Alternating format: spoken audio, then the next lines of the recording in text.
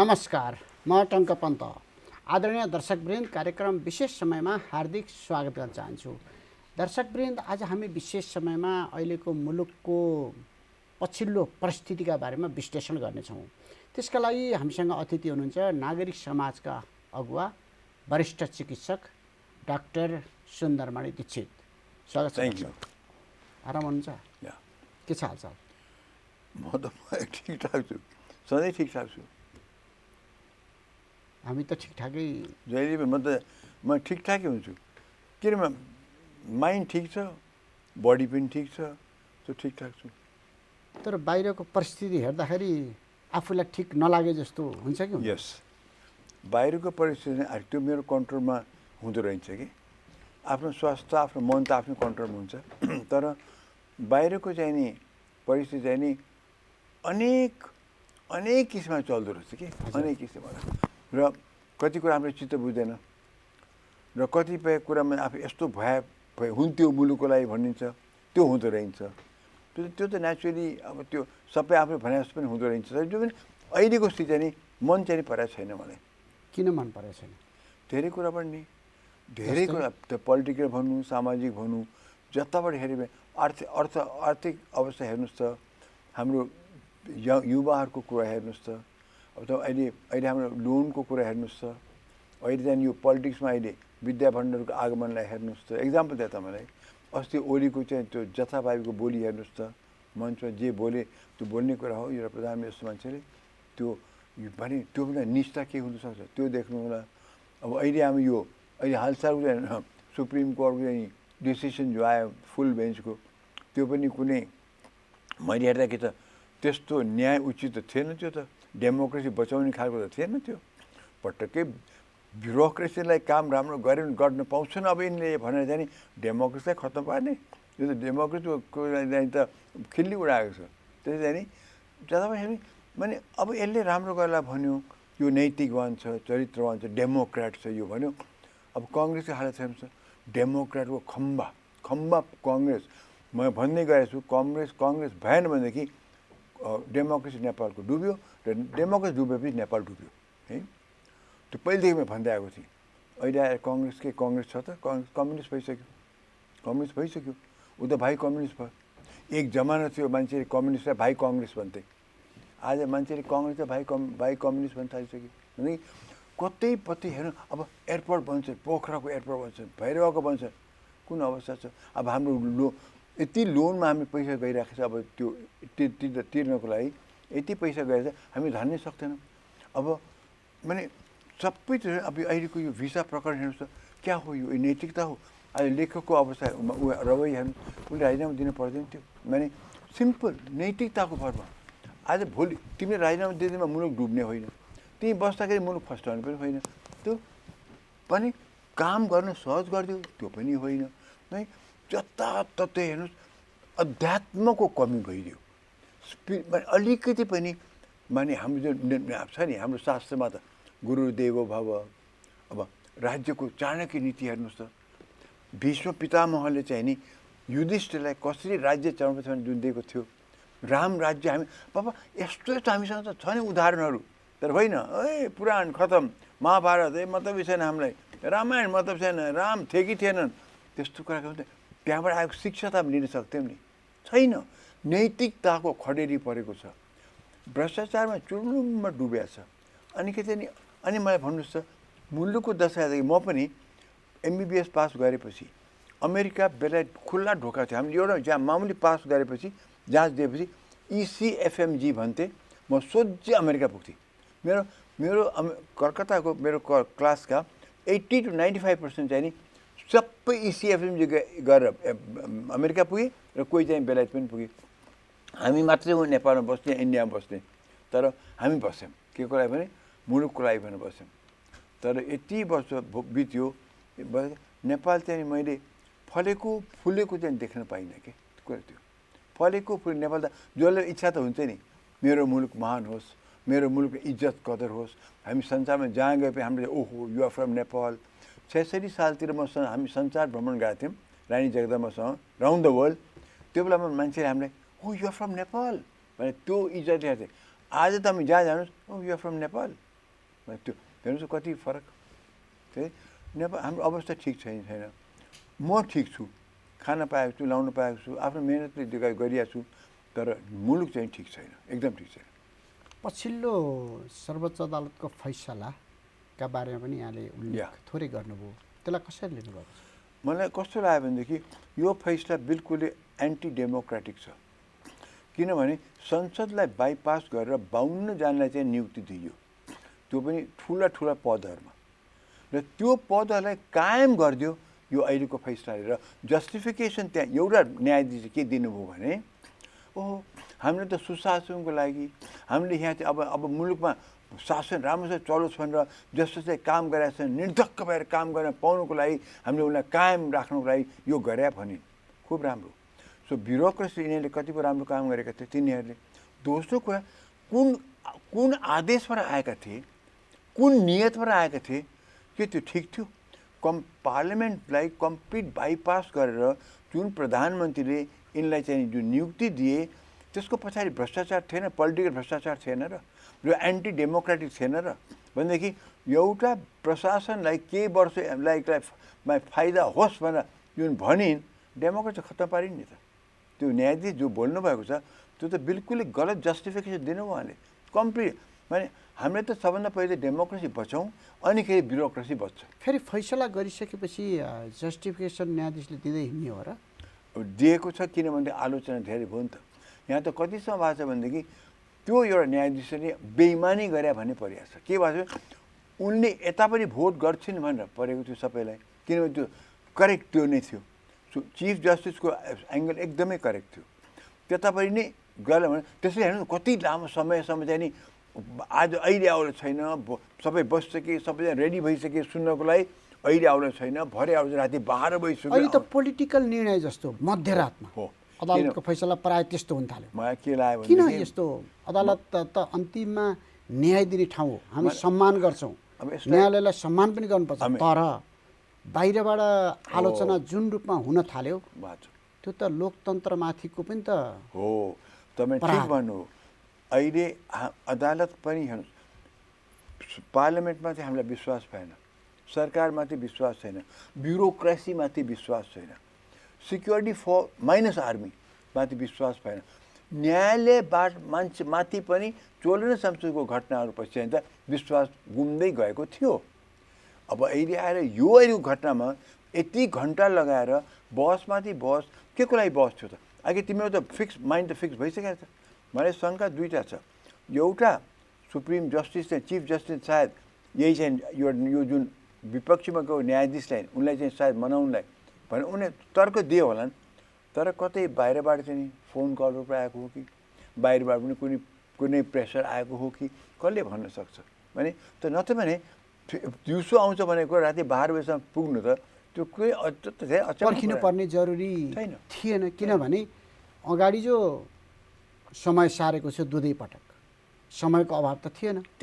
पनि यसको मतलब यिनीहरूले न्यायाधीशमाथि ठुलो प्रश्न, न्यायालयमाथि प्रश्न चिन्ह गरे।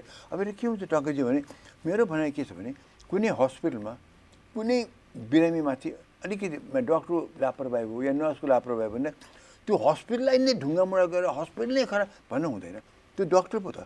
त्यसै न्यायालयमा चाहिँ हामीले जनताको सम्मान कायम राख्नु पर्यो। अब कोही माथि भएन, पार्लियामेन्टमाथि भएन, सरकारमाथि भएन, ब्युरोक्रेसीमाथि भएन भनेदेखि कहीँ त यो आस्था त बोक्या संस्था हुनु पऱ्यो नि। त्यसले हामीले न्यायालय भन्न नपरोस्, बरु एउटा न्यायाधीशको नाम गर्न सकिन्छ कि। त यहाँ त के भयो भनेदेखि अहिले त सबै न्यायालय नै कुनै न्यायाधीशको कारणले गर्दाखेरि न्यायालयमाथि ठुलो प्रश्न चाहिँ उठ्यो र त्यो डेमोक्रेसीको लागि ठुलो खतरा भयो। यो अहिलेको इस्यु लिने हो भने अहिलेको डिसिसनले डेमोक्रेसीको खतरा ल्याइसक्यो, किनभने गर्न मिल्छ, संसदलाई बाइपास गर्न मिल्छ भनेर डेमोक्रेसी छैन।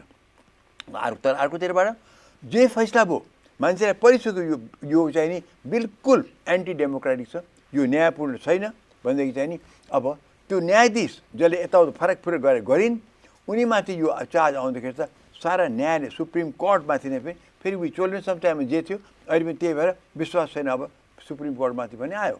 त्यसैले ठुलो गल्ती भयो हामीले न्यायालय त्यो पनि सुप्रिम कोर्ट जस्तोमा चाहिँ नि हामीले जनताको त्यो आस्थालाई टुक्राउनु हुँदैन थियो, त्यो अवस्था त्यो आयो हिजो। चोलेन्द्र शमशेरको झल्को फेरि न्यायालयमा आयो, उसको त्यो भन्न सकिन्छ। उसको भ्रष्टाचारको कुरा थियो, यो पनि पोलिटिकल लेनदेनको कुरा जस्तो मलाई लाग्छ। पोलिटिकल मतलब आफ्नो स्वार्थको लेनदेनको शिकार यहाँ परिए जस्तो मलाई लाग्छ। किनभने अरू त के हुन्छ, या पोलिटिकल इन्ट्रेस्ट, यसो भ्रष्टाचार नभनौँ, पोलिटिकल इन्ट्रेस्ट, निजी स्वार्थको चाहिँ मिश्रित पोलिटिकल इन्ट्रेस्ट एउटा निजी स्वार्थ भन्नाले कसैलाई नेक्स्ट पद के भन्ने कुरा आउँछ। नेक्स्ट पद के, कोही रिटायर हुन्छ भने कहाँ मलाई नेक्स्ट पद कसले दिनु, सरकारले हो भने पाइन्छ पाइन। यसै त ठुलो हङ्गामा छ नि, 2 years कुलिङ पिरियड भन्ने हङ्गामा त्यहाँ छ। त त्यही पनि जसलाई पनि त्यो हुन्छ, म अवकाश पाएपछि प्राप्त भएपछि म कुन पदमा पाउनु सक्छु कि अहिले नै खुसी पाएर राखौँ, अहिले नै त्यो भगवान्लाई खुसी पाएर राखौँ, ताकि पछि मलाई त्यो बेला त मैले प्रभु मैले त गरेको थिएँ, अब त्यसपालि अब त मलाई अलिकति दिनु पऱ्यो। त्यो चाहिँ पर्सनल इन्ट्रेस्ट र पोलिटिकल स्वार्थ दुईवटा मिल्ने बित्तिकै चाहिँ साह्रै ठुलो खतरा हुँदो रहेछ। संविधान सभाले बनाएको संविधान, त्यो संविधानमा संसदीय सुनाइ राख्ने बित्तिकै नै यो एउटा ग्रुप त्यो संसदीय सुनाइप्रति अनिच्छुक हो, चाहे न्यायालयमा जाने मान्छे होस्, चाहे संवैधानिक निकायमा जाने होस्, चाहे जता जाने होस्, अनिच्छुक छँदै थियो। त्यो अनिच्छुकको एउटा पार्ट यता पनि देखियो कि त्यस्तै लाग्छ मलाई। अहिले त भने कतै पनि टङ्कजी आज माने विश्वस्त भएर यो न्याय पाइन्छ, कानुन अन्तर्गत हुन्छ, यताउति कानुनमा लुपहोल खोजेर डिभिएट हुँदैन भन्ने अवस्था त कतै पनि देखेन। त्यतिखेर 52 जना नियुक्ति भए, त्यो नियुक्ति भएका मध्ये केहीले त राम्रो गरेका छन्, तर अधिकांश फेलियर भन्ने खालको बाहिर म्यासेज छ।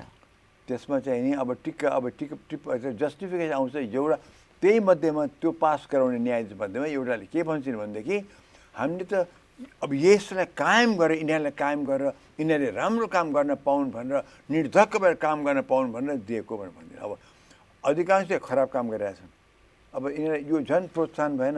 यतातिर पोलिटिकल नेताहरूले संसदलाई बाइपास गरे हुन्छ भन्ने पर्यो, अर्कोतिर चाहिँ नि जे हाम्रो प्रशासनमा जे गरेको हुन्छ भन्ने पर्यो। भने कतिसम्म चाहिँ नि खतरा अब नेपालको लागि, नेपालको ओभरअल स्थितिको लागि त खराब हुने ट्याङ्को यो त मान्छे त झन् अविश्वास गर्ने। अब त असल भन्ने व्यक्तिहरू पनि चाहिँ नि हुँदो रहेछ, स्वार्थी हुँदा भन्ने पर्यो कि यो कुलिङ पिरियड पनि भर्खरै निकै चर्चा, संसदले पास गर्यो, त्यही प्रतिवेदन लगेर प्रतिनिधि सभाले पास गर्यो, पास गर्ने बेलामा कुरो अर्कै छिराइयो।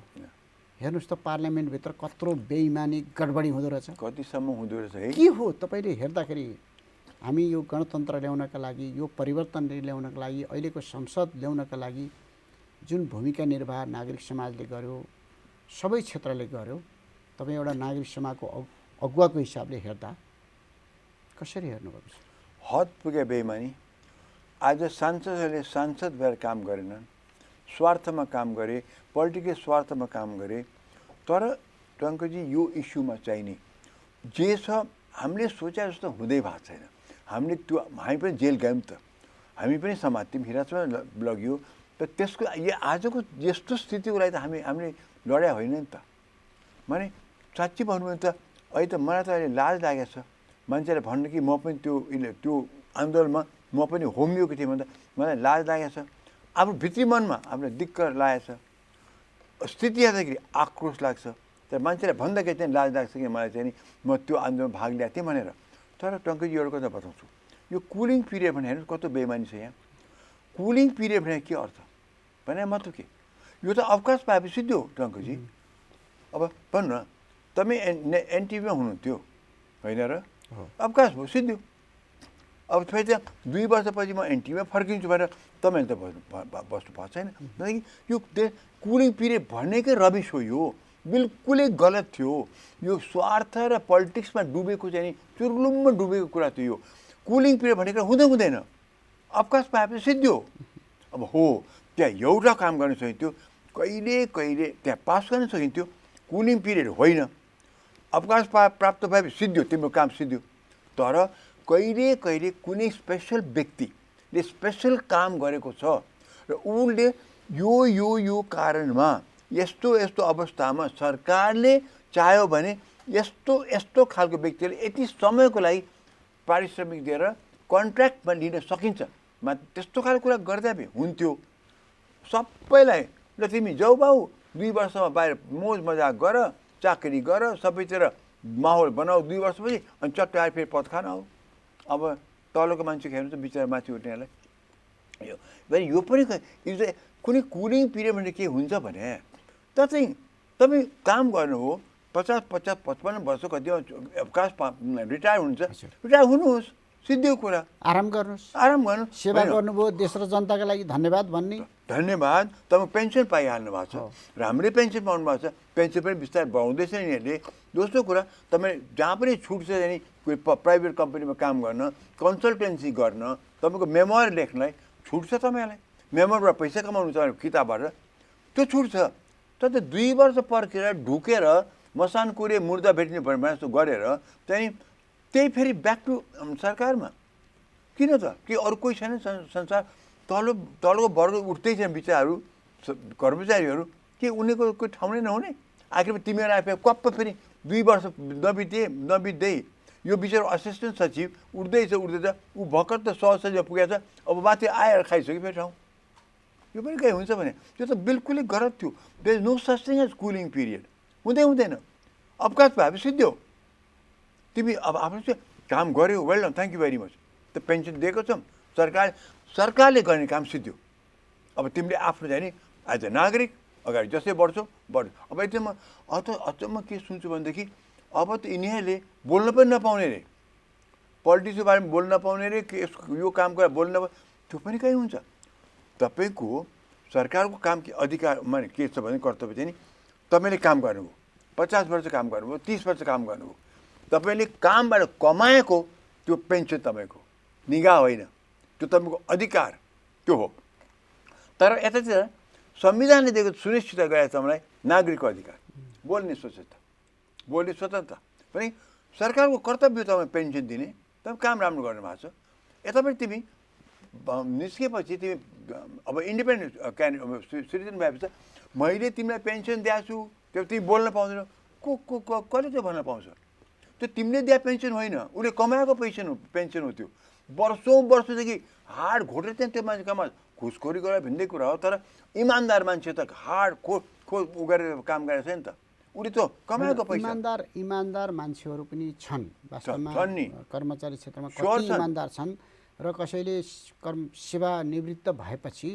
अब म आराम गर्छु आफ्नै किसिमले काम गर्छु भन्ने पनि छन् गरिरहेछन् कसैको खेतीपाती चाहिँ के हुँदो रहेछ भने अब यस पछाडि मेरो अब धेरै समय छैन रिटायर हुन अब कहाँ नियुक्ति खाने भनेर 6 महिना 1 वर्षदेखि त्यो पोलिटिकल क्षेत्रमा मिलाउने त्यो कारणले पनि अहिले कुलिङ पिरियड ल्याउनु पर्ने बाध्यता देखिएको राजनीति र कर्मचारी बीचको सेटिङ भत्काउनका लागि निजी स्वार्थ राजनीतिक खेल ल्याएपछि पनि त्यत्रो खेल खेले ल्याएपछि कसले खेल खेल्नु थाहा छैन ठ्याक्क भुल्दे यिनीहरू के अरे यिनी बाहेक अरू भन्दै यस्तो कि अनि यिनीहरूले पनि समावेश नहुने गरेको पो गरिदियो भयो भनेदेखि सचिव कुन्नी के तहलाई चाहिँ नि नलाग्ने अरू सबलाई लाग्ने रे अब यिनीहरूले बोल्न पनि नपाउने रे भने के तपाईँले सरकारी कर्मचारी हुने बित्तिकै तपाईँ के हतकरी लाएर निस्किया हो र तपाईँ इज्जत साथ सम्मानको साथ निस्किया पो त तपाईँले अधिकार त्यति वर्ष काम गर्नु तपाईँको पैसा पेन्सन पाउने अधिकार छ अधिकार लिनु भएको छ अब तपाईँ स्वतन्त्र नागरिक संविधान दिएको वाक स्वतन्त्र तपाईँको छ तपाईँ बोल्न पाउनुहुन्छ यो त के गर्छ म अहिले सरकारले जहाँ त्यही अङ्कुश लाउनु हिँडिरहेछ अब यो सबै परिस्थिति जसरी बढिरहेछ गणतन्त्र सङ्घीयता लुटतन्त्र भयो भन्ने आवाज उठिरहेछ त्यही भएर प्रश्न जसरी उठिरहेछ नि बाहिर मान्छेले अब होइन यो त विकल्प खोज्नुपर्छ भन्ने पनि लागेका छन् यसको कारण त होइन कतै यसो हेर्नुहोस् विकल्प खोज्ने बेला त आइसकेको छ तर अनफर्चुनेटली म के देख्छु भने बुद्धिजीवी वर्गमै त्यो विकल्पको खोजी कसैले गरिराखेको छैन किनभनेदेखि यी सबै कहीँ न कहीँ मिसिया हुँदो रहेछ कुनै पार्टीसित म भन्दैछु हामी 7 सालदेखि अझ विश्लेषण गरौँ किन हामी आजको दिनमा पनि 7 सालमा अगाडि जे कुरा गर्थ्यौँ आज किन त्यही कुरा त्यो बेला राणा शाहको अगेन्स्टमा कुरा गर्थ्यौँ 46 साल अगाडि पञ्चोको अगेन्स्ट कुरा गर्थ्यौँ आज यिनी कुलाङ्गारको अगेन्स्टमा कुरा गर्छौँ किन त्यो अवस्था छ त भन्दाखेरि सिस्टमै गलत भएन र 7 सालदेखि अहिले जो सब सिस्टम अपनायौँ माइनस पञ्चायत काल त्यो त गलत रहेछ नि त हाम्रो मुलुकले सुहाएन इन्डियाले सुहायो बेलायतले सुहाइरहेको छ हामीले सुहाएन हामीलाई यो संसदीय व्यवस्था पटक्कै सुहाएन हामीले कार्यकारिता जानुपर्छ त्यसको बससम्म पनि एक ठाउँमा चलाएको थिएँ किताब विमोचनमा कोही बोल्दैन त्यसको बारेमा किनभनेदेखि त्यही गन्दा नालीमा बसेर फस्टाएका र मोटाएकाहरू किन बोल्छन् भन्नुहोस् त मलाई त्यहाँ जनताले लुट्न पाएर जनताले छक्काउन पाएर जनतालाई जहिले झुक्काएर चाहिँ भोट लिएर चाहिँ नि सधैँ मोटाएका र फस्टाएकाहरूले त्यो किन त्यसबाट निस्किन चाहन्छ निस्किँदैन तर अब म भन्छु राष्ट्र यही संसदीय व्यवस्था 84 मा त्यो इलेक्सनमा गयौँ भने टङ्कजी म ग्यारेन्टी बस्छु नेपाल अर्को 5 वर्षमा 84 पछिको 5 वर्ष नेपाल डुब्छ कम्प्लिट डुब्छ खत्तम यही अवस्थामा 84 को निर्वाचन हुन सक्दैन जान हुँदैन यो संसदीय व्यवस्था गर्ने हुँदैन कार्यकारी जानुहुन्छ भने मात्रै हुन्छ संसदीय व्यवस्था नै जाने भने नेता यही हुन् पैसा चल्केर यही हो नेता यही हुन् ओली जहाँको त्यहाँ बस्नु भइसक्यो प्रचण्ड बस्नु भइसक्यो देवाई नाटक गरिरहेको छ म छोड्छु भनेर त्यो बिना उनी छोडेर आलु ल्याउँछ कसरी दिइहाल्यो त्यो उनले पावर उनको छुट्दैन ओके भनेदेखि यी तिनवटा जहाँको त्यही हुने भए पैसा चल्केर त्यही हुने भयो पार्टी त्यही हुन् भनेदेखि यो संसदीय व्यवस्थामा अनि यही अवस्था फेरि त्यहाँ ल्याउने त यही सर्लक्कै यहाँबाट त्यो संसद त्यहाँ जाने भयो आज यसको 2टा सिट बढ्ला त्यो 2टा सिट घट्ला त्यति मात्रै हुन्छ चलखेल त त्यही गठबन्धन त त्यही भनेदेखि हुँदैन अब हामीले त यसको लागि किन बुद्धिजीवीहरू कुनै पोलिटिक्सहरू किन बोल्दैनन् कि चाहिँ अब हामीले यो व्यवस्थामाथि नै छलफल गरौँ खराब व्यवस्था थिएन तर हाँक्न नजान्ने व्यक्ति भएपछि रोल्स रोयस कार छ हाँक्न नजान्ने ड्राइभर भयो भने क्रास हुन्छ बोइङ 747 को प्लेन छ पाइलट हाँक्न सक्दैन नजान्ने हो या त्यो पाइलट करप्ट छ भनेदेखि त्यो प्लेन क्रास हुन्छ हाम्रो अहिले जसले ल्याए ती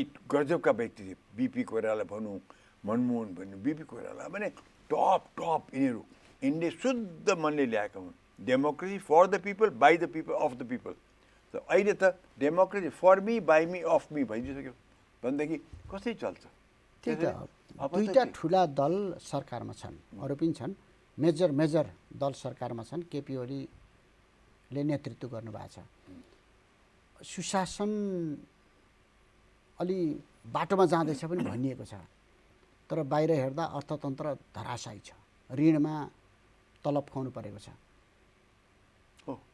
के हो यो सुशासन हो यो सुशासनतिर गा भने उनीहरूले भनेका छन् उनीहरूले कसले भने त्यो त प्रचण्डले भनिसके मैले जस्तो राम्रो कस्तो गरेको छैन ओली पर भन्छ मैले जस्तो राम्रो गरेँ त तिनले आफ्नो प्रश्न त गर्ने तर वास्तविकता के वास्तविकता खत्तम छ नि अवस्था खत्तम छ इमेजिन विचार गर्छ कुन मुलुक आज यस्तो छ जहाँ चाहिँ नि ऋणमा हामी सबै चुर्लुममा डुबिसक्यौँ लोन तिर्न नसक्ने अवस्था छ एड लिएको लिएछ भने हामी भिसा प्रकरण जस्तोमा हामी चाहिँ नि बेचबिखन गरिराखेका छौँ संसारले हेरिरहेको छ ट्रम्पको जस्तो आजको राज्यमा हेरिरहेको छ भुटानीमा हाम्रो नेपालीलाई भुटानी बनाएर पढाइरहेका छन् अब लोकल त छोड्नु बोइल बडी काण्ड ललिता निवास काण्ड यो बाँसबारी काण्ड यो त्यो त छोड्नु सुन काण्ड त्यो छोड्नु त्यो लोकल कुरा हाम्रो हामी सौला तर इन्टरनेसनल जगतको कुरा पनि हामी पढिसक्यौँ हाम्रो आज प्लेन युरोप जान सक्दैन हामीसँग हेर्नुहोस् मैले देखेँ इन्डियामा यो जुन एयर इन्डिया क्रास भयो नि टाटा एयरलाइन्सले अहिले माने यो यही एयरबस होइन कि यो बोइङ यो चाहिँ नि र एयरबस करिब 800वटा उसले मगाउँदैछ प्राइभेट कम्पनीले नेपालको हाम्रो त 2टा वाइड बडी 2टा न्यारो बडी एउटा सधैँ बिग्रिने एउटा सधैँ बिग्रिने ट्विन अर्डर त कहाँ गए भनेदेखि इन्डियाको एउटा कम्पनीले 800 चाहिँ नि जेट प्लेन वाइड बडी ल्याउँछ भनेदेखि हाम्रो राष्ट्र नेपाल राष्ट्र अब त गणतान्त्रिक राष्ट्र म हेर्नुहोस् त अब बरु राजतन्त्रको राष्ट्रमा चाहिँ नि हाम्रो रोयल नेपाल त्यो बेलामा युरोप जान्थ्यो जापान जान्थ्यो कहीँ रोकटोक उसलाई थिएन सबैतिर जान्थ्यो र इज्जत साथ गएको थियो आज उता त जानै पाउँदैन। यतापट्टि पनि आज दुबई जान्छ, भोलि त्यहाँ प्लेन अड्किन्छ, उता कटार जान्छ, त्यहाँ अड्किन्छ। भने त्यो 4वटा प्लेन विचार गर्नु, 4वटा जम्बा प्लेन। यसबाट हाम्रो विचार नेपालको अवस्था के? थाई एयरवेज हामीहरू एकसाथ सुरु भएको। थाई एयरवेज कहाँ छ हेर्नुहोस्, आज हामी कहाँ छौँ? मतलब इन्डियाको मामुली कम्पनी बाबा, टाटा कम्पनी, त्यहाँ त त्यस्ता जेट कति छन्, कति चिने कम्पनी त भनेदेखि आज हाम्रो हेर्नुहोस् न गति। अनि हामी चाहिँ नि हामी फुइ गर्छौँ। हामी त हाम्रो पलायन भएको सबै म्यान पावर कम, युवा शक्ति पलायन, बौद्धिक शक्ति पलायन। अब हुँदा अर्थतन्त्र पनि म सुन्छु अहिले हुन्डीबाट होस् कि यो चलखेलबाट होस् कि ह्याकिङबाट होस्, पैसा सबै पलायन भएर गइसकेको छ। हामी खोक्रो मुलुकमा छौँ।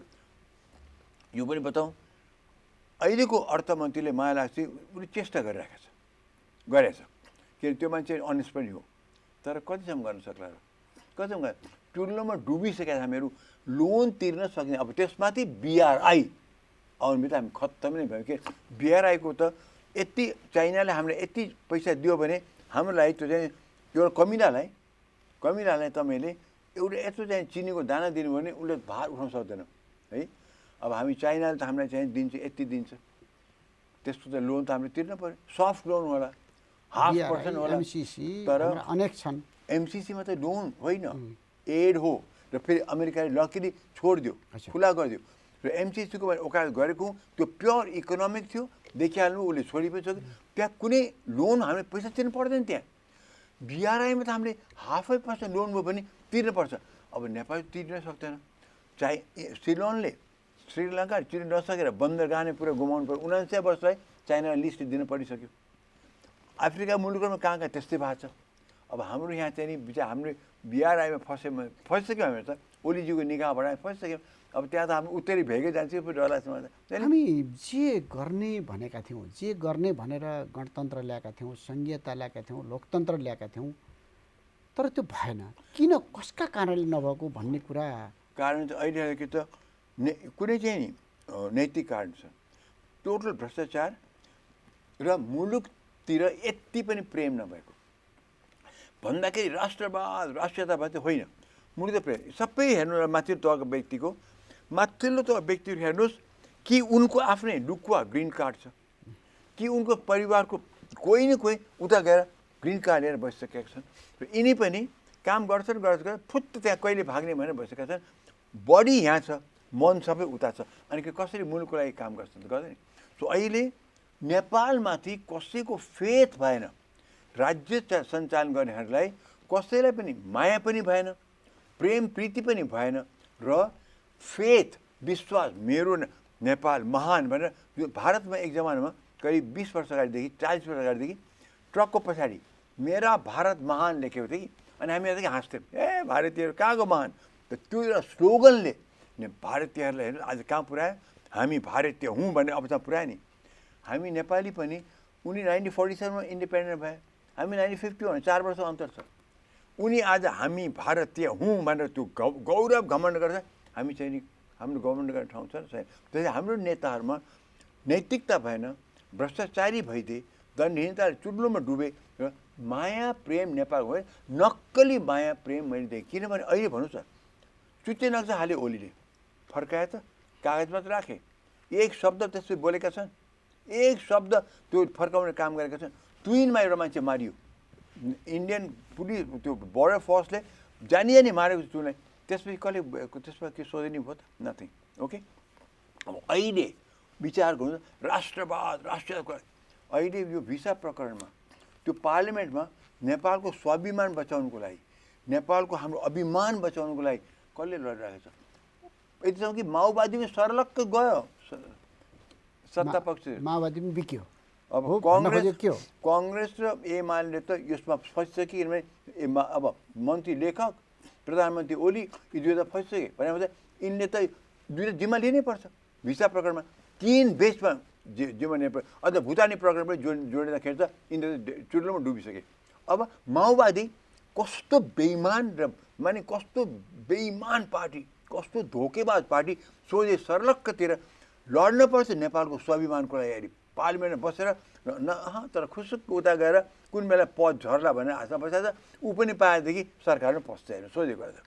अब आज हेर्नुहोस् त त्यो एउटा स्वतन्त्र पार्टी र यो एउटा राप्रपा राप्रपा गर्न त यो राजावादी यहाँ त्यहाँ, तर नेपालको स्वाभिमानको लागि त पार्लिमेन्ट लड्ने त त्यो एउटा 15 सिटवाला त्यो र 20 सिटवाला त्यो लडिरहेको छ नि त।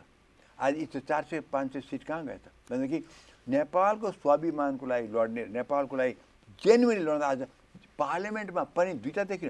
त्यसको मतलब के, संसारले के हेरेछ, नेपालमा बेचबिखन भएको हो, महँगो भ्रष्टाचार भएको छ र अब यसमा प्रतिबन्धित, यसलाई हिसाब प्रतिबन्ध गर भनेर भोलि ट्रम्पले भन्न सक्दैन, 10-12 मुलुकले भनिसक्यो, भन्न सक्दैन।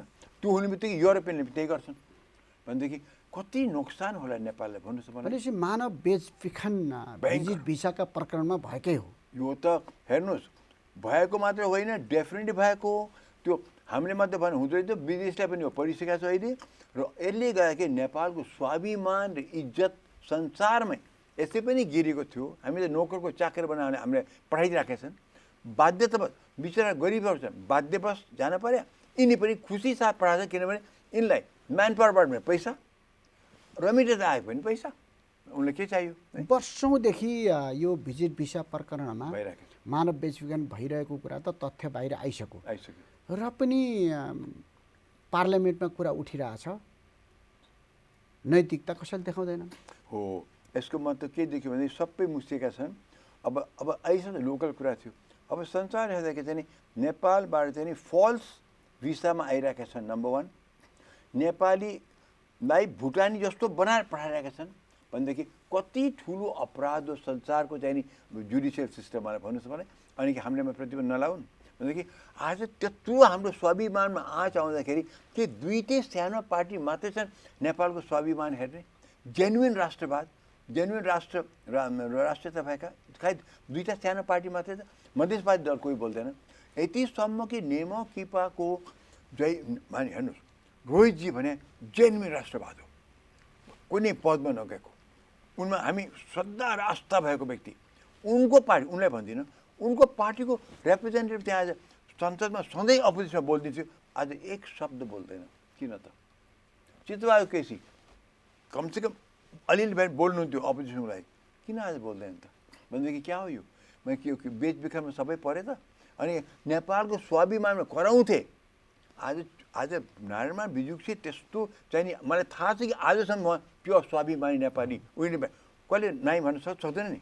तर आज के उहाँको पार्टीले पनि आज यस्तो बिहेभ गर्ने हो त किन साथ दिएन यिनीहरूले चाहिँ? यो गलत भएको छ। हाम्रो राष्ट्रियतामा हाम्रो धक्का परेको छ। यो चाहिँ इमिडिएट लेखेर राजीनामा दियो र पार्लिमेन्ट्री कमिटी बनायो। यो थोत्रो सानो कमिटी, यो कामका कमिटी बनाएर काम छैन। यो त सरकारको नियन्त्रण बनाएको छ, गृहमन्त्रीको नियन्त्रणमा छ। उसले जे भन्छ त्यही हुन्छ। सिद्धि पनि विवादित मान्छेहरूलाई राखेर समिति बनाइएको छ। त्यो पनि अनि आफ्नो पहलमा मान्छे राखेर बनाइएको समिति कसले मान्छेहरूको विश्वास छैन। कसले मान्छ? आफ्नो उसले पनि मैले आफ्नो पहलमा गएर भनेको छ, उही दोषी यहाँ भइरहेछ। अब मैले दोषी भनेन, ऊ त अहिले ऊ आरोपित त छ नि, आरोपित छ। मैले दोषी भने आरोपित त छन्। उही आरोपितले म यो बनाउँछु कमिटी र चाहिँ यसले काम के कुरा गरायो? यो हामी बेकुफ हौँ नेपालीहरू है। त्यस्तो अवस्थामा चाहिँ नि मलाई भन्नुहोस् त कुन अवस्था मेन दलहरूले हामी नेपाललाई के गरे त? आज कस्तो अवस्थामा पुऱ्यायो हामी नेपालले भन्नुहोस् मलाई। यो दुईवटा सानो फुच्चे दलहरूले हामी चाहिँ यिनले हाम्रो स्वाभिमान बचायो भने त्यो हामीले चाहिँ उनलाई क्रेडिट दिनुपर्ने ठाउँमा चाहिँ नि राजावादी दल, के को राजावादी दल, राष्ट्रवादी दल भन्नुहोस्। अब त आफ्नो नाम चेन्ज गरौँ। राप्रपाले राष्ट्रिय प्रजातन्त्र पार्टीमा चाहिँ राष्ट्रप्रेमी राष्ट्रवादको नाम दिनुहोस् त्यहाँ। किनभनेदेखि त्यो होइन, स्वतन्त्र पार्टी पनि अहिले बिचमा बिग्रिएको थियो, सरकारमा गएको थियो। अहिले आएर चाहिँ उसले नेपालको स्वाभिमानको लडेको छ अगेन्स्ट अल दिस बिग बिचाको। कसरी हुन्छ? कङ्ग्रेस, एमाले, माओवादी र सबै अन्य दल मिलेर चाहिँ नि नेपालको यत्रो ठुलो हाम्रो बेइज्जत भइरहेको छ, त्यहाँ चाहिँ नि गयो, त्यहाँ चाहिँ नि साथ दिनु हेर्नुहोस् त। माने यो कत्रो भ्रष्टाचार, पोलिटिकल भ्रष्टाचार हो, कस्तो अन्यायपूर्ण कुरा नेपालमा थियो भन्नुहोस्। र के नैतिकता र के नाकमुखले लेखक बसिराखेको छ त्यहाँ भन्नुहोस् भने? राजीनामा दिनुपर्ने होइन। उसलाई कसैले दोषी भनेको छैन, आरोपित हुन्, त्यो पन्छिनु पर्छ। आरोपित भएपछि तपाईँ त्यो त्यहाँ बस्न पाइँदैन। उनले नै रवि लामिछानेले के भनेका थिए पार्लिमेन्टमा, तपाईँ तुरुन्त हट्नुहोस् भने होइन, तपाईँ हटेपछि पनि यो कान छानबिन हुन्छ। त आज उनले त्यो किन त्यो नगरे त? क्वेसन उठिसकेपछि राजीनामा दिनुहोस्, भनेको छानबिन गरेपछि त्यसको टुङ्गो पछि लाग्छ भनेर उहाँले नै भन्नुभएको, उहाँले रमेश भनेको लेखकले भन्नुभएको। अब त म उहाँ आज पनि त्यो भन्दिनँ, अर्थी उपदेश उहाँलाई लागू भएन। उहाँ पनि नभन्नु सबै, त्यो त बेइज्जत हो। तिनले भन्नुहोस्, किन अब त त्यो त्यहाँ गिरिसकिने त यिनीहरूले भन्नुपर्छ। अब त उहाँले, प्रभुले, सरकारले, हजुरले गएर छोड्नु त्यो कुरा। अब द फ्याक्ट इज यतिसम्म तल गिरे यिनीहरू नैतिकताको आधारमा चाहिँ अब तिनले भन्ने अवस्था आएको छ हामीलाई। माओवादी पनि लागि परेको थियो त, फेरि पछि कहाँ के सम्झौता भएर हो कि?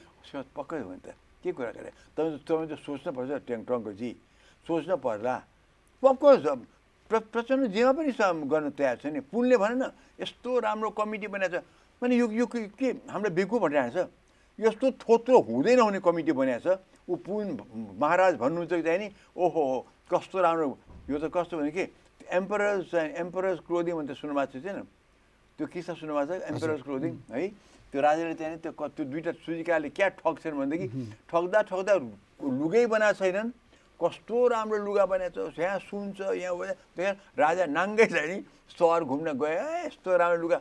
अब सबै भन्छ हो कस्तो राम्रो लुगा भने, एउटा बच्चा बालक ऊ त निर्दोष, उसले राजा नाङ्गो छ भन्दाखेरि नाङ्गिया थिए। प्रचण्ड आज माओवादी त्यही अवस्था छ।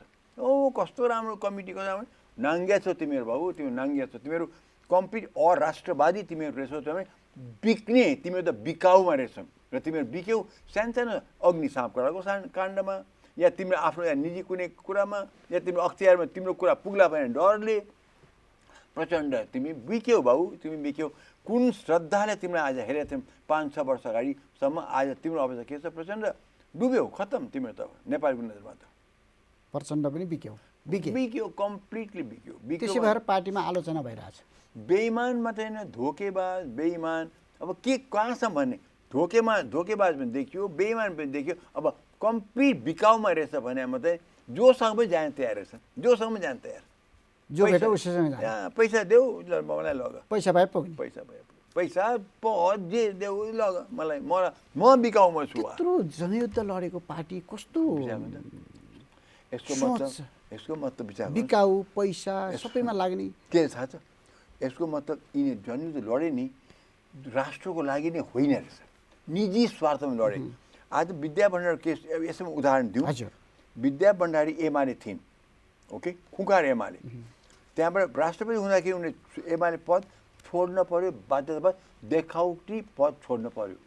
तर जब उनी राष्ट्रपति भए हाम्रो मुलुकको सोच के छ, अब इन्डिपेन्डेन्ट रामवरण आयो, कङ्ग्रेसी थियो, त्यहाँ त बिल्कुल राष्ट्रको पिता सबैको, अब देयर नो पार्टी। हामीले भनिरहेको थियो विद्या भण्डारी कम्प्लिट नर्मल, हुन त ओलीले इन्फ्लुएन्स गर्थ्यो, हामीलाई पनि थाहा थियो। अब जब आएर पार्टीमा जोइन गरिन्, हामीले के देख्यौँ भनेदेखि पहिले पनि पार्टी राष्ट्रपति होइन भन्ने पार्टीवाला आएर फेरि पार्टी, अब त्यो धागो तान्नुहोस् त। द्याट मिन्स यो मनस्थिति त त्यही त रहेछ नि। यसको मतलब हामीले के भन्नु पऱ्यो भनेदेखि Vidya Bhandari as a president she was completely Emale, त्यसैले ओलीसँग त्यत्रो साँठगाँठ मिलेर ओलीको सबै चाहिँ नि जुन पास गरिन् उनले, त्यो सबै जुन गरिन्, यसको मतलब के देख्यो भनेदेखि विद्या भण्डारी पनि कम्प्लिटली एमाले भएर गरेकी रहेछन्। कतिसम्म अन्याय भएको छ भन्नुहोस् त मलाई, त्यो पनि गर्न पाइन्छ। आज त्यो राष्ट्रपतिको पदबाट आएर तल फेरि एक्टिभ कानुनले दिएको छ, संविधानले दिएर छ, किन छुट दिएको छ, के बोलेको छैन, छुट दिएको छ। तर के नैतिकताले मिल्छ त्यस्तो कुरा? लोभी कतिसम्म लोभ हुन्छ, कतिसम्म स्वार्थ हुनसक्छ भन्नुहोस् न। राष्ट्रले हेर्दाखेरि त्यो भन्छ बा, अब एमालेमा चाहिँ उनलाई आउँदाखेरि उनलाई एमालेमा चाहिँ त्यो झगडामा फाइदा हुन्छ भनेदेखि उनी जानुहुन्। तर राष्ट्रले हेर्दाखेरि त कम्प्लिट गैर जिम्मेवारी चाहिँ अनैतिक काम विद्या भण्डारी गरेकी छन्। त्यो त उनलाई कहिले माफ पनि हुँदैन, इतिहासले उनलाई चाहिँ नि राम्रो मान्दैन यो कुरा। नेकपा एमालेको अब नेतृत्वमा आउने गरी राजनीतिमा प्रवेश गरेको भनिन्छ र कार्यकर्ताहरू एउटा नेताको एउटा टिमले अब तपाईँ हो पार्टीको नेतृत्व गर्ने भनेर भनिसक्यो। यसको बाद के भने यो विद्या भण्डारी यो यसलाई दुई प्रकार हेरौँ। एउटा हामीले सोच्ने बिल्कुल गैर जिम्मेवारी, गैर यो अनैतिक काम हो, गर्नै नहुने काम हो। यो दुई टर्म हामीले पाल्यौँ, नेपालीको पैसाले पाल्यो, त्यो रगत र पैसाले चुहाएको पैसाले तिमीलाई पाल्यो, एडको पैसाले लोन तिमीलाई पाल्यो, हामीले तिमीलाई गर्नुसम्म इज्जत गऱ्यौँ, तर तिमीले चाहिँ नि त्यो बेलामा एमाले नै भएर बसिरहेको छौ, त्यो हामीले थाहा पाएन, तिमीले हामीलाई बेइमानी गर्यौ। त्यो चाहिँ नि तिमीलाई अहिले यो नैतिकता छँदै छैन, तिमीलाई अहिले आएर चाहिँ फेरि सक्रिय राजनीतिमा आउने, त्यो रामबाणको सिक न, रामबाणको सिक। ओके, त्यो हाम्रो विचार। अब एमालेको हेर्नुहोस्, ओलीले पेलै छ। ओलीले यस्तो पेलाइमा चुइक्क पनि बोल्न नसक्ने भएका ती नेताहरू, यतिसम्म कि अस्ति ईश्वर पोखरेलले विद्या भण्डारीको आड पाएर के भन्यो भनेदेखि हामीले पनि अब नेतृत्वबाट बोल्न पाउनुपर्छ भने चाहिँ ईश्वर पोखरेलले अहिले आएर बोले, जब ओलीको अघि त कहीँ बोल्न सकेको थिएन भनेदेखि त्यो उकुस मुकुसमा एमाले रहेछ। र विद्या भण्डारीले आएकोमा एमाले पार्टीको लागि चाहिँ नि मेरो विचारमा ठुलो फाइदा यो हुन्छ कि चाहिँ नि ओलीको त्यो कराएको त्यो जुन चाहिँ नि भुसाल पनि आऊ, टक्कर खान आऊ त खत्तम त्यो। त्यसैले एमाले पार्टीमा चाहिँ नि म देख्छु अहिले डेफिनेटली आँधी बिहारी आउँदैछ।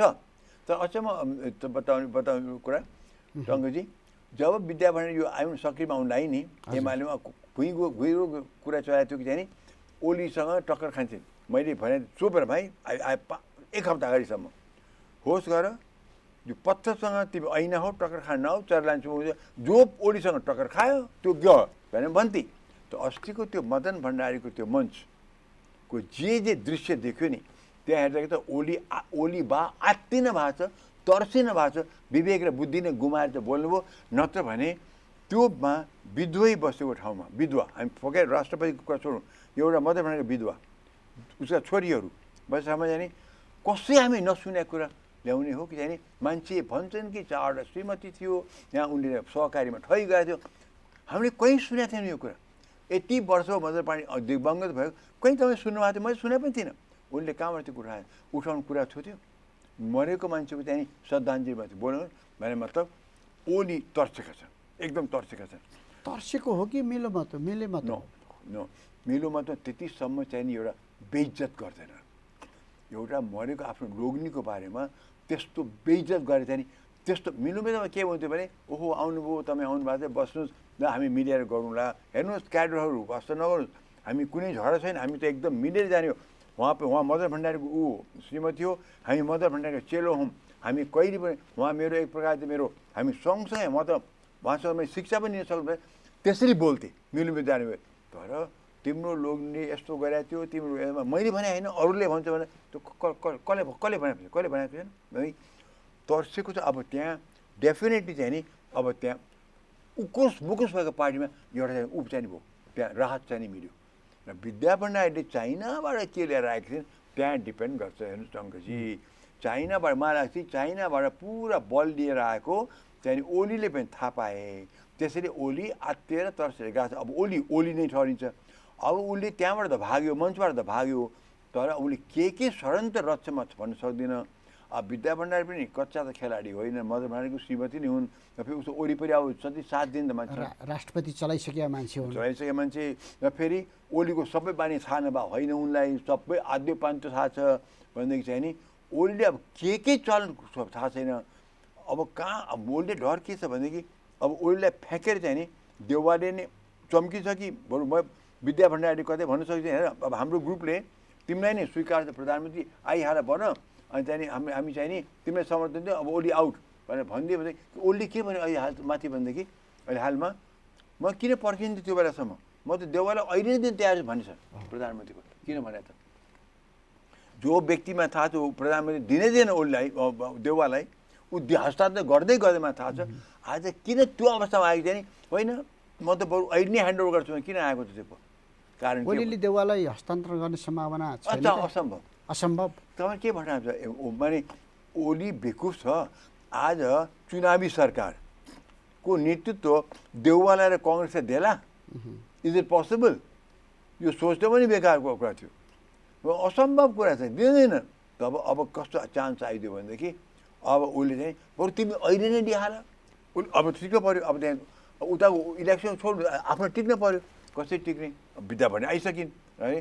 अब यहाँ प्रचण्ड खुसी भएको छ, एकदम विद्या भण्डारी आउनु भएको छ, माधव नेपाल खुसी भएको छ भनेदेखि चाइनाले मन्त्रणा के दिएको? चाइनाले मेरो विचारमा तिमी जो एमालेको नेतृत्व ल्याऊ सबै कम्युनिस्ट एक गर भनेर त्यस्तो खालको मन्त्र लिएर आएको छ। राष्ट्रपति भइसक्यो मान्छे नैतिक आधारमा आउन नहुने थियो एउटा पाटो भयो। एब्सोल्युटली। तर एउटा पक्ष त खुसी नै छ फेरि। एमालेको पक्ष र कम्युनिस्ट पक्षहरू चाहिँ नि खुसी छन्। हामी इन्डिपेन्डेन्ट सोचहरू हामीले आम नेपालीको भने चाहिँ यो गलत हो, बिल्कुल गलत हो, हुँदैन गर्ने। तर कानुनले दिएको छ, संविधानले दिएको छ, हामी केही बोल्न सक्दैनौँ। अब गलत भइसकेको छ, संविधानमा यो राखिया रहन्छ। संविधानले कल्पना पनि गरेको रहन्छ यस्तो हुनसक्छ भनेर, राम्ररी त गरेन, सक्दैन। तर एमाले र कम्युनिस्टहरूको लागि चाहिँ मेरो विचार ओलीको यो जुन रवैया थियो नि, घमण्ड, जुवा आए पनि टक्कर दिएर खत्तमै पारिदिने, मै हुँ, कसले मलाई छुन सक्छ, मैले जे बोले हुन्छ, जे गरे हुन्छ, त्यो रवैया चाहिँ नि विद्या भनेर आउने बित्तिकै चक्राचुर। त्यो चाहिँ मैले उल्टो भनिरहेको थिएँ, विद्या आउँछन् टक्कर खान्थे ओलीसँग, चक्राचुर हुन्थेन। भीमराज चक्राचुर भयो, भूषाल, माधव नेपाल, धलनाथ सबै खत्तम भएका थिए। तर यहाँ त ऐन विद्या भण्डारी ट्रम्प कार्ड भयो चाइना। चाइना गएर चाइना गएर आउनु बित्तिकै यहाँ चाहिँ त उहाँ त धेरैको ढ्याङ्ग्रो ठोक्यो होला मुटुमा, ओलीको खास गरिकन। त्यो अहम तोड्ने काम चाहिँ त्यताबाट भयो। अब अहम तोडिसकेका छैन, तोडिँदैछ। तर ओलीले पनि अब के चाल चल्छ हेरौँ। अब ओली दौड्दै चाइना पुग्ने हो कि भन्नु छैन। इन्डिया जानु त उसलाई इन्डियाको निम्त आइसकेको छैन। तर इन्डियाले त बोलाएकै छैन नि, बोलाएकै छैन। त्यो जाने कुरा भइरहेको छ। अब त्यो फेरि फर्केर इन्डियामा मतलब छैन, म त चाइना पो दौड्छु भने त्यो बेर छैन ओलीको। अब हुनसक्छ तिनै त्यहाँ जहाँ गएको छ नि चाइनिजको नेतृत्व त्यहाँ छ भने त्यहाँ कुरा पनि गरिसकेको हुन्छ।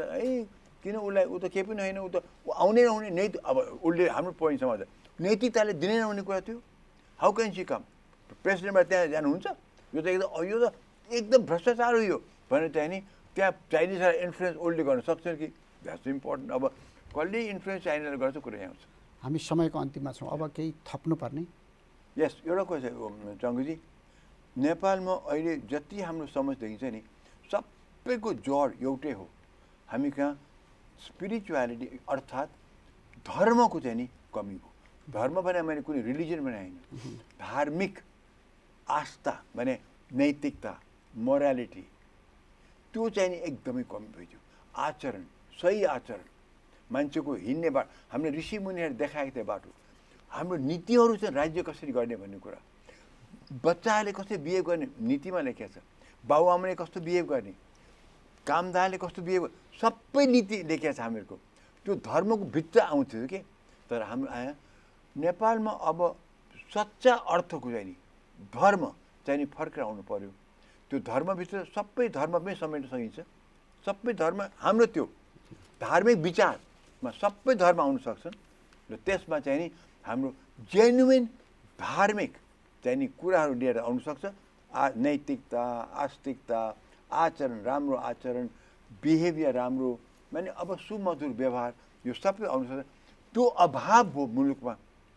त्यो अभावलाई कसरी तोड्ने, त्यो नतोडिकन हामीले सिस्टम मात्रै पनि फ्याँक्दाखेरि पनि सायद अल्टिमेटली जो आउँछ कार्यकारी भएर ऊ पनि त्यही देख्यो भने के गर्ने? आचरण, स्वभाव, धर्म चाहिँ कमसेकम हुन पर्यो। धर्मको भित्र धर्मको धेरै व्याख्या छन्, धर्मको धेरै व्याख्या छन्। तर मेन धर्म के भने भन्छ नि सूर्यको धर्म के? प्रकाश दिने। आगोको धर्म के? पोल्ने। बरफको धर्म के? चिसो दिने। भोलि बरफले धर्म छोडेर तातो दिन थाल्यो भने त धर्म भएन। सूर्यलाई चन्द्रमा शीतल भइदियो भने त खत्तम भयो। धर्म आफूले आफ्नो चाहिँ आस्थामा बसेर आफ्नो धर्मलाई समात्नुपर्छ। हाम्रो ऋषिमुनिहरूले, हाम्रो वैदिक सनातन धर्मले, भगवान् बुद्धले भनेको आचरण, यज्ञवल्क्यले भनेको छ, राजा जनकले दिएका छन्, हाम्रो फाल्गुनानन्द दिनुभएको छ। हाम्रो त भनिहाल्ने कति ऋषिमुनिहरू हामीले दिएका छन् यसरी यहाँका है मुलुक। र म भन्छु त्यही स्पिरिचुअलिटी नेपाल अहिले धानेको छ। नत्र यस्तो खत्तम भएको मुलुकमा पनि हामी बाँचिरहेका छौँ। तर त्यसमा हामी केही न केही हिसाबले कलेज, स्कुल, जहाँ चाहिँ शिक्षा चाहिँ नि हाम्रो धार्मिक शिक्षा चाहिँ चाहियो, त्यो अति अभाव भएको छ। पहिले थियो सिभिक्स भन्ने पढाइन्थ्यो, धार्मिक शिक्षा, नैतिक शिक्षा आवश्यक छ। सिभिक्स भन्ने पहिले पढाइन्थ्यो, त्यो वीरेन्द्र क्राउन प्रिन्स भावेर त्यो फ्याँकियो। कमसेकम मान्छेले चाहिँ नि बिहेभ गर्ने कसरी, म तपाईँसँग बिहेभ गर्ने कसरी, त्यो त सिकाउनु पर्यो। कसले सिकाउँछ? सिकाउँदैन नि। त्यो पनि के हुन्छ बच्चाले उसँग कसरी बिहे गर्नु त्यसै गरेर नेताले पनि जनता चाहिँ कसरी गर्ने, जनताले नेतासँग कसरी गर्ने, त्यो सिक्नु आउँथ्यो नि त। अब त्यो नै अभाव हो। त्यो अभाव चाहिँ नि हामीले चाहिँ नि कसरी तोड्ने, त्यो अभावले चाहिँ हामीले कसरी गर्न भर्न सक्ने, त्यतापट्टि हामी इनफ्याक्ट धर्म इज द क्याच वर्ड। धर्म भने रिलिजन होइन, धार्मिक आचरण र आस्था नैतिकतामा हामी ढाल्न पर्यो। हुन्छ, यहाँको व्यस्तताका बिच पनि समय दिएर महत्त्वपूर्ण विचार राखिदिनु भयो। थ्याङ्क यू, समय दिनुभयो, विशेष धन्यवाद। आदरणीय दर्शकवृन्द, आज हामीसँग अतिथि हुनुहुन्थ्यो नागरिक समाजका अगुवा डाक्टर सुन्दरमणि दीक्षित। कार्यक्रम विशेष समयको निर्धारित समय सकिएको छ। प्राविधिक मित्रहरूलाई धन्यवाद दिँदै म टङ्क पन्त पनि बिदा हुन्छु। नमस्कार।